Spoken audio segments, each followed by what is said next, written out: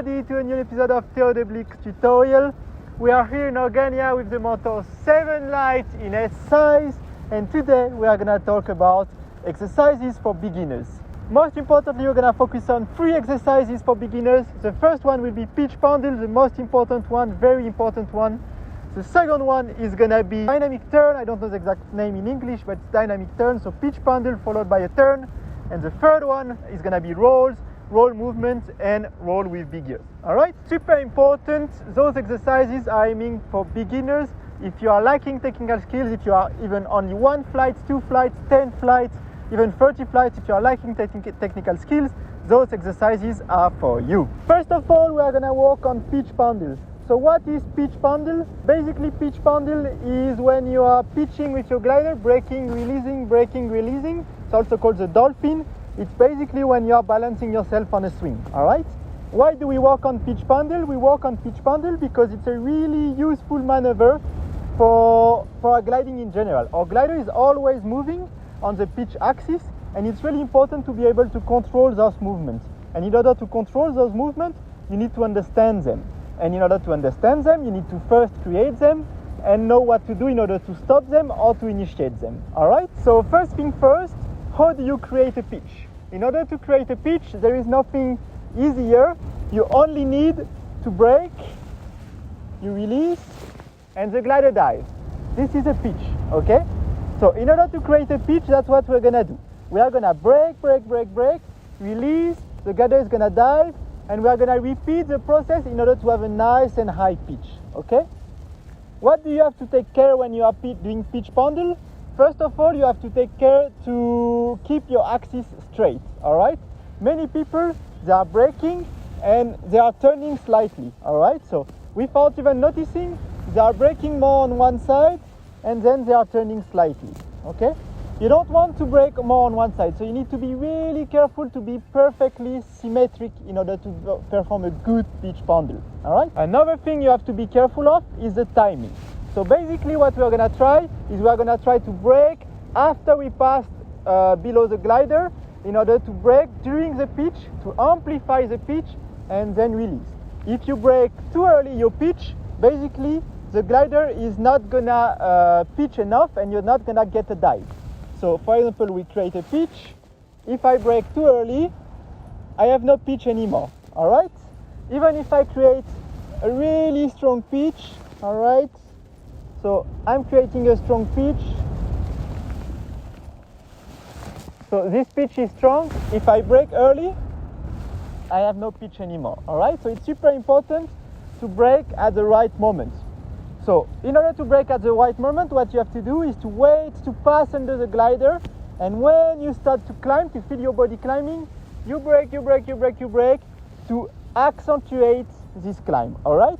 When the glider is in your back, you release in one fluid and fast movement, let the glider shoot, all right? You can repeat this process several times, so we can do it together. It's quite important if you want to be able to do it straight to keep an axis. So you look forward, you don't have to look your glider for this exercise. You look forward, you brake, you release, all right? You can wait, and you brake, you brake, you brake, you brake, you release. You wait all the time, all right? And you brake, you brake, you brake, you brake, you release, all right? It's quite easy. You brake, you brake, you brake, you brake, you release, all right? So this is fairly easy.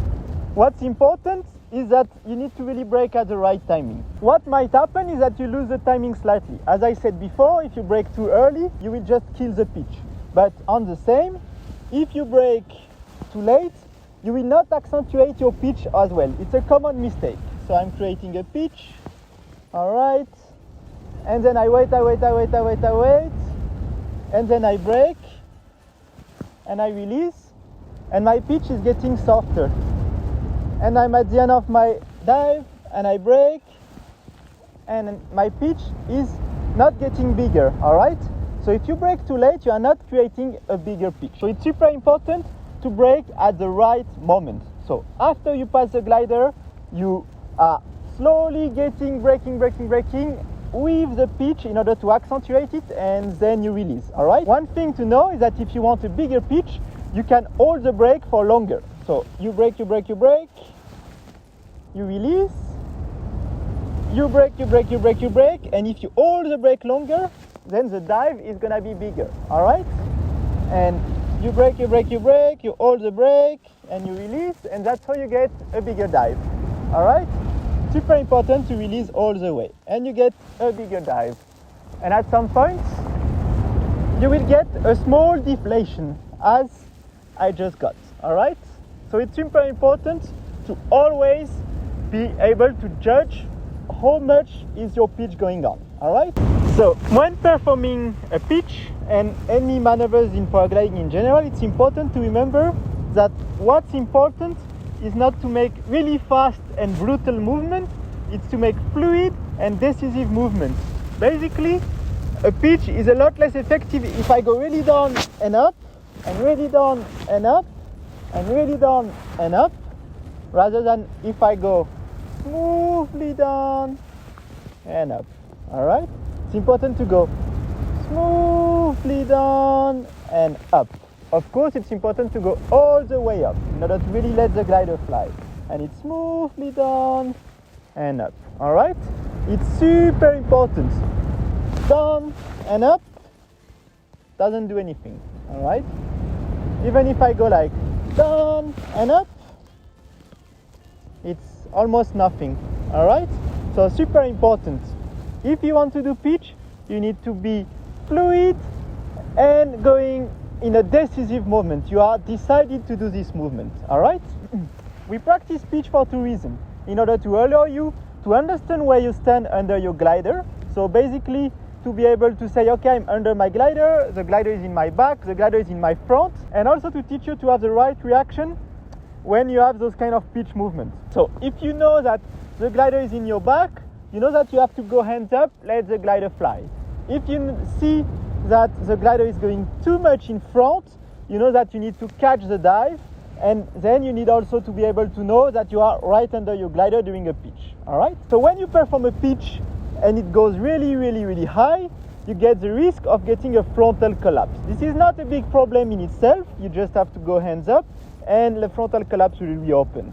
But practicing pitch is also practicing to catch the dive, okay? To be able to catch when the glider is shooting, to be able to see that the glider is shooting, and to catch the dive properly. In order to catch the dive, what you have to do is brake the glider when the glider is in front, a strong braking movement, a decisive strong braking movement. This movement needs to be fast, and then you hold the brake until the glider stops shooting, and if the glider keeps shooting, you keep braking, keep braking, keep braking. When the glider stops shooting, then you really slowly let the glider fly to end up in a perfectly stable flight, okay? If you go too far in front, the glider collapses. So in order to prevent this glider from collapsing, we are gonna catch the dive, and this will be the final exercise of pitching. So first of all, you create your pitch, okay? Perfect. Try to be really symmetric. You brake, you brake, you brake, you hold your brake, okay. It's important. You create your pitch, you brake, you brake, you brake, you release. In the next pitch, we are gonna catch the dive. So I'm gonna brake, brake, brake, brake, brake, release. The glider is in front, I catch the dive, and I release slowly to be in a perfect flight, okay? Perfectly stable. It's important when you catch the dive to really catch it until the glider stops, okay? If it's a really strong dive, you have to catch it stronger. Let's try again. So I brake, I brake, I brake, and I release. I brake, I brake, I brake, I brake, I hold the movement, and I release. And I have a strong pitch. And I brake, I brake, I brake, I brake, I release. And I will catch the dive in the next one. So I brake, I brake, I brake, I release, I catch the dive, and I let it go. Many people make the mistake of catching the dive too early, so when the glider is still above their head, it's really important to wait until the glider is in front, then you catch the dive, all right? One of the danger of the pitch, many people are afraid of this danger, while it's actually quite unlikely that it would happen to you, is when you stall during a pitch. So it's quite unlikely that you manage to stall your glider during a pitch, because to do so you will need to put a lot of brake and to hold them for very long. If the glider stalls, then what you need to do is to see as soon as possible that the glider stalled. So as soon as you feel suddenly you have no speed anymore, as soon as you feel that the glider is losing internal pressure and that your brakes are going light, you need to go hands up. So let's initiate some pitch, okay? Okay, and I will stall the glider intentionally or go to the stall point and you will see. So I brake, and I hold the position really long, and you see the glider is not stalling. And now the glider is stalling. If I release straight away, nothing happens. But you see how long I had to hold the position and still the glider was not stalling? This is why it's so unlikely for you to stall your glider during pitch. So now we are on to the next exercise, which is closely related to pitch, okay? I call this dynamic turn because I don't really know what it's called in English, so it's a rough translation from the French one. And basically what it is when you are pitching, and during your pitch, you do a half turn. The half turn is gonna go a bit fast and it's called a dynamic turn, okay? The difficulty of the exercise, the technicality, is to be able to turn in the right moments of your pitch, all right? So why do we do dynamic turns? We do it because dynamic turns is closely related to thermaling. So basically what's going on when you are thermaling, you enter the thermal, the glider is pitching, then it's diving, and the idea is to be able to turn in the right moment in order to not lose altitude, so to not dive, and to still have energy in order to turn, so to not have the glider fully in your back. So basically you want to turn in the right moment so that the glider is able to turn into the thermal without losing too much altitude, and with the glider having a nice turn ratio. So this is called dynamic turn. How do you perform this dynamic turn? Well, basically you create your pitch, and during your pitch, as I said before, you have three key moments. You have the moment when you are pitching, so the glider is in your back. You have the moment where you are diving, so the glider is in your front, and you have the moment where you are right under the glider. If you turn at the moment where you are pitching, the glider will have really little energy and will not want to turn easily. It will be a really slow and sluggish turn, okay? If you turn when the glider is diving, the glider is gonna dive even more and your turn is gonna go really fast and dive a lot, which is not what you want. Basically on the first one with the sluggish turn, the glider did not have the energy to turn, so you probably miss your thermal. On the other one, the glider is diving, so probably you are just like diving out of your thermal. What you want is to turn right when you are under the glider. And when you do so, then you have the best energy to turn, you don't lose altitude, you are able to center your thermal, and you are able to get a nice and fluid turn, okay? So this is what we are gonna do. I'm gonna show you how to do a sluggish one, to show you that it's not the right thing to do, a diving one, and finally, the perfect one. It's really important to train this exercise, as I said, because it's really useful in your pilot's life. Let's work on those dynamic turns. Dynamic turns is all about timing. So first of all, I'm gonna show you what happens if you are too late on the dynamic turns. As you can see, it's a bit bumpy. Then I'm gonna show you what happens if you are too early, and then I'm gonna show you if you are right on schedule. What you want to do, first of all, is to create a nice pitch, obviously. So we are gonna do 4 pitch, and on the 4th one, I'm gonna put some weight shift, put some brake in order to make the glider rotate. You can control a bit the rotation with the outside, always, you know.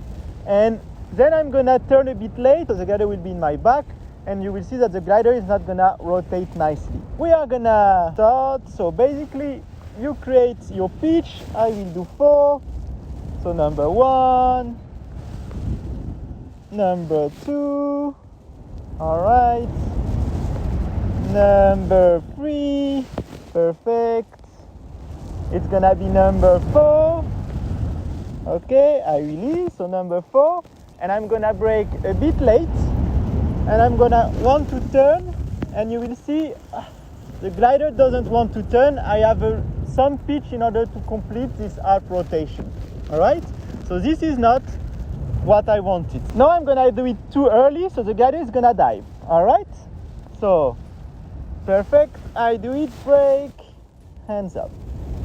I will just do 3, 2, hands up, and I will do a 3rd one.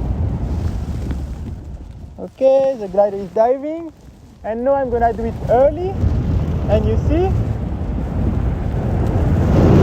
the glider is diving in immediately, okay? So not at all what I wanted, all right? Let's do now the right moment. So right when I pass under the glider, I brake, I do 3. 1,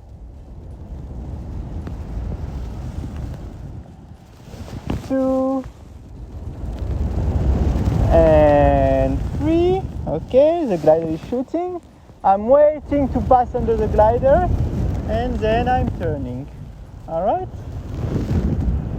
You see, if you are right on timing, it's really, really easy to make those dynamic turns. Let's try again those dynamic turns, but this time always in the right timing. As you noticed on the dynamic turn, it's really important to pull the turn and to put some outside brake as well in order to really control that turn. All right, so we can initiate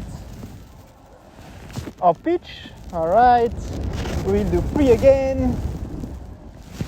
Okay, number 2, and it will be number 3. I release, I wait, and I wait to be under the glider, and I control the rotation with the outside brake. Okay. During this exercise, it's always important to decide beforehand how much you are gonna turn. If you want to do 1 turn or a half turn, but it's always important to know how much you're gonna turn in order to be able to control that rotation accordingly. All right. So third and last exercise of this tutorial, guys, we're gonna work on roll movement.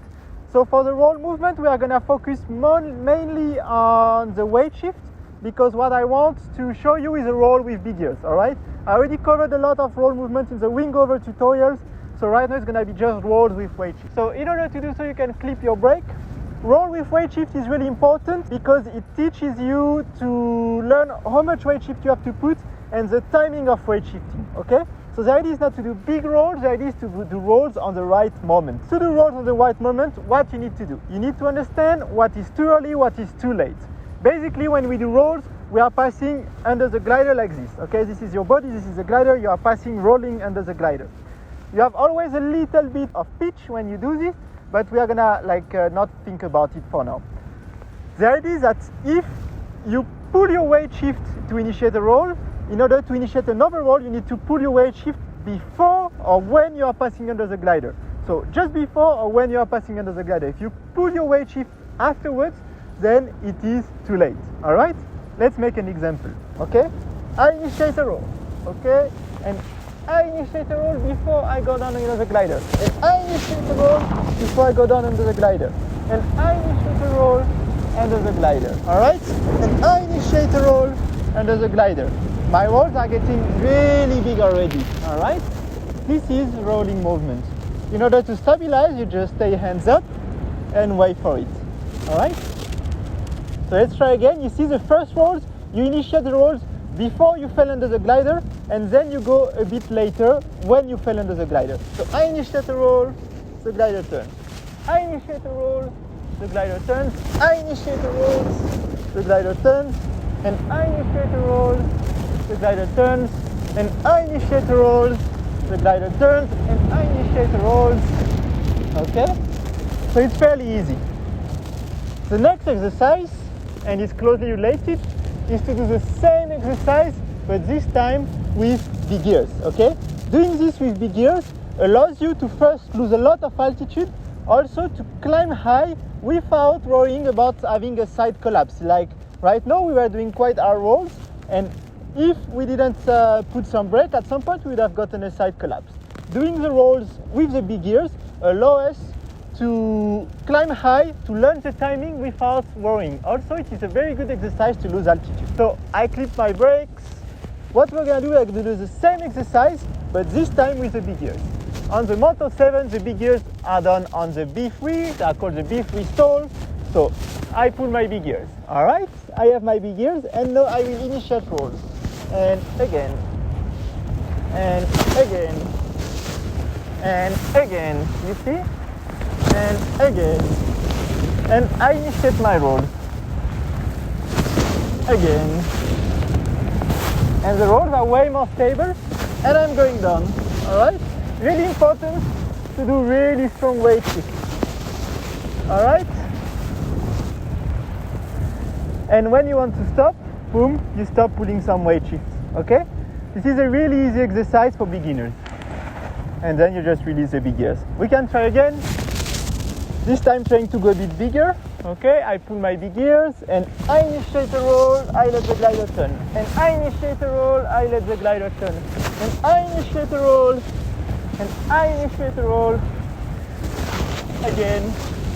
You can really go really early on the rolls and you lose altitude, okay?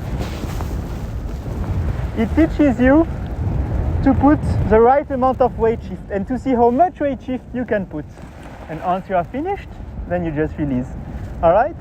So this is the end of this tutorial, guys. I hope you like it, particularly for beginners. I think it's a really useful one. I wish you all the best in your training. Send me your videos. Bye-bye!